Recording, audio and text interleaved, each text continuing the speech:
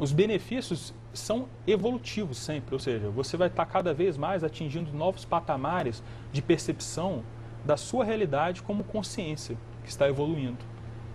Então, muda um pouco, dentro da visão que a gente está acostumado a ter desde novo, né, desde criança, do que realmente a pessoa deve buscar para a vida dela. A princípio a pessoa pensa assim, não, eu tenho que casar, ter filho, ter alguns bens materiais, ter uma casa e tudo, isso é felicidade. Só que se você extrapola um pouco essa visão e vê assim, que você é uma consciência, que você está aqui nessa vida para se melhorar, para ajudar as outras consciências a melhorar também, para trabalhar uma série de contextos que você vem trabalhando já durante várias existências, a sua perspectiva do que é felicidade muda completamente. Um outro aspecto aí prático, ou de efeito prático do domínio da emoção, seria nós diminuirmos a nossa interprisão evolutiva. Essa interprisão evolutiva, ela está baseada no processo emocional. Explica um pouco para quem está em casa o que é a interprisão evolutiva. Quer dizer, os efeitos, vamos dizer assim, perversos, negativos das nossas ações, atitudes, decisões perante as outras pessoas. Quer dizer, aquilo que eu faço que repercute no outro de uma forma negativa.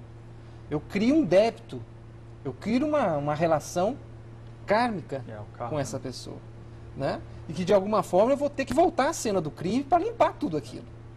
Então, quantas relações perturbadas não estabelecemos muitas vezes ao longo de vidas em função de precipitação, de impulsividade, de falta de autocontrole, né? Então, falta de razão mesmo. Falta de razão, ou a emoção dominava, a pessoa era precipitada, ela às vezes partia para as vias de fato, né?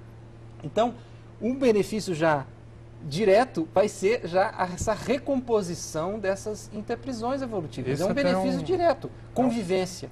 É um aspecto a se pensar, né? Porque a gente não ouve dizer que alguém agiu depois de ponderar, agiu e com frequência se arrependeu. Agora, aquela pessoa que age por impulsividade tomada pela emoção, ela muitas vezes se arrepende, né? Mas aí a questão do arrependimento não resolve. Né? É dívida, né? Aquilo não resolve. Já foi feito. É igual você dívida no banco, né? Me arrependo de ter gastado tanto. Pode se arrepender, mas não resolve nada. Né? A dívida está lá, você tem que pagar aquilo de alguma forma ou compensar de alguma forma aquilo. Né? Um aspecto também que eu estava pensando aqui, que o Max estava até comentando, me deu uma ideia, de que o que é que mantém uma pessoa num estado de domínio emocional mais constante? A gente já falou aí, a questão do pensamento, né? Administrar o pensamento, um pensamento mais, com um caráter mais de cientificidade, avaliando as evidências, a lógica, ponderando, isso ajuda. Outra coisa é a coerência. Uma pessoa, ela se sente muito mais autoconfiante, dona de si mesma, quando ela se percebe um pouco mais coerente.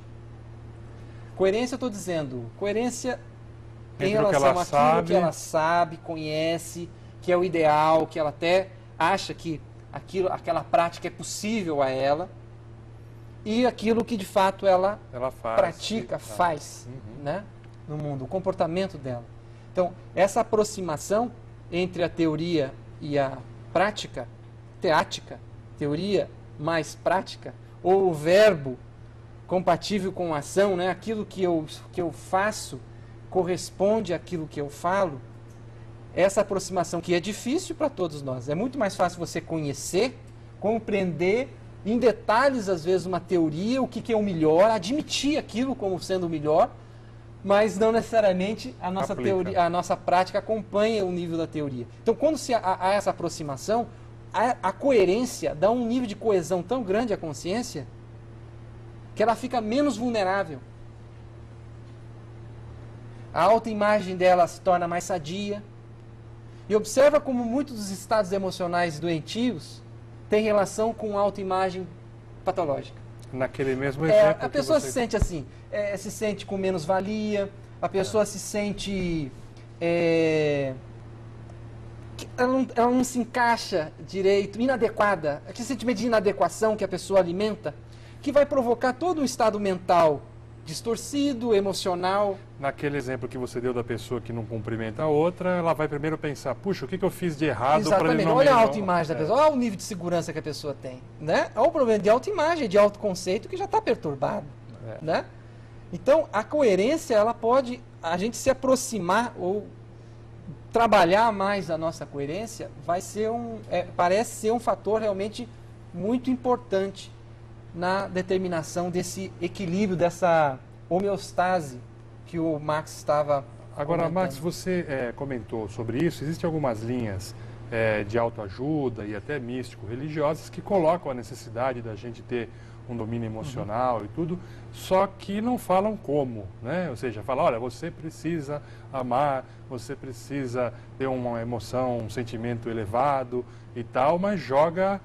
O que a gente poderia dizer em termos de aspectos práticos mesmo? Quer dizer, como fazer isso, né? Ou seja, não é de uma hora para outra que a pessoa vai transmutar as suas emoções e ela, de um comportamento inadequado, de uma condição emocional perturbada, ela vai, de repente, se tornar uma pessoa equilibrada, né? O que a gente pode falar em aspecto prático para quem está nos ouvindo lá em casa? Eu vejo o seguinte, a primeira coisa que é importante ver é que esse, como a gente já colocou aqui, esse é uma condição evolutiva. A pessoa ela vai galgando degraus, né, e cada vez mais tendo maior domínio. Então, dessa maneira, o que é um trabalho longo e a gente poderia dizer até árduo. Então, daqui para frente, na nossa evolução, a gente vai estar sempre lidando com isso. Então, o primeiro passo é ver o seguinte, é não ter ansiedade com isso, mas, de qualquer maneira, se dedicar. Então, não existe uma fórmula mágica que vai falar assim, ó, faça isso e a partir de agora você vai ter domínio emocional. Quem está falando isso está enganado, não existe isso. Seria até bom, né, se existisse, né? Faça isso aqui que você vai, teu problemas estão todos resolvidos. Fórmula mágica, mas não existe. A gente vê assim que a primeira condição é a pessoa entender as coisas, que nem a gente colocou aqui. Entender que você tem emoções, que existem influências internas e externas sobre as suas emoções. Começar a ter consciência, né, das emoções que a pessoa está sentindo, trabalhar com seus pensamentos, começar a ver, poxa, esse pensamento aqui, ele é sadio, ele traz emoções sadias para mim. Esse pensamento aqui, eu não quero mais ter. Eu falo, mas eu não consigo controlar. Consegue.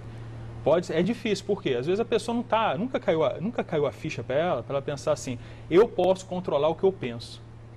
Gente, todo mundo pode controlar o que pensa. É treino.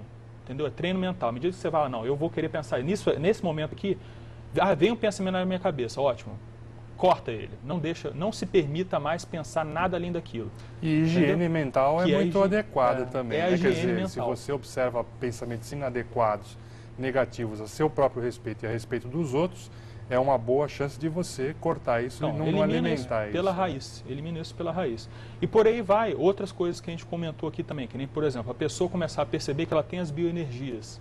Ela aprender de alguma maneira, que nos programas a gente vai comentar, já comentou, né, sobre essas bioenergias, aprender a trabalhar com isso, a mobilizar essas energias a seu favor. Isso vai ajudar muito a esse domínio emocional. Então, entender tanto a teoria do negócio é fundamental. A teoria ela é 1%. Ela tem 1% de importância, mas é 1% que tem que saber. 99% é o quê? É o dia a dia da pessoa. É as relações que a pessoa tem. Por exemplo, é os locais que ela escolhe para ir.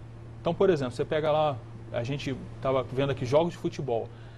Você entra lá naquele ambiente, ali existe um super contágio emocional. Está todo mundo ali super exacerbado emocionalmente. Então, se a pessoa quer ter um controle, ela pode até ir ali, mas aí ela vai querer sentir aquelas emoções ou não? Então a pessoa tem que começar a pensar nisso. Não, mas naquele momento eu quero sentir. Tudo bem, vá lá e sinta aquelas emoções. Veja depois as repercussões que isso vai ter em você. Analisa, vê, valeu a pena, não valeu? Cada um vai lá e analisa o seu caso. Muito bom. Só completando. Claro. A gente também, um aspecto prático também para isso, seria, por exemplo, a gente se conscientizar do tanto que a sociedade valoriza a emoção. Isso é fundamental. Porque a gente é bombardeado todo o tempo de que a emoção é a melhor coisa que existe, que você tem que viver essa tal da emoção. Né? Veja aí a questão, por exemplo, dos esportes radicais, né? Você tem propaganda, todo mundo, né? Um away, até dentro do ciclo empresarial, incentivando o sujeito, né? O sujeito que é corajoso, que ele vai experimentar aquelas emoções fortes. você vê que não é uma coisa antievolutiva. Né? Se a gente percebe para onde está caminhando a evolução, que é um processo de serenidade, né? E não de exacerbação da emoção, isso já ajuda a gente também a se situar. Outra coisa, a pessoa conseguir se sobrepairar numa situação onde que a emoção comece a tomar conta da gente, para e pensa, o que está se passando na minha cabeça? Porque esse pensamento, esse pensene, ele é fundamental na determinação, inclusive, daquela emoção.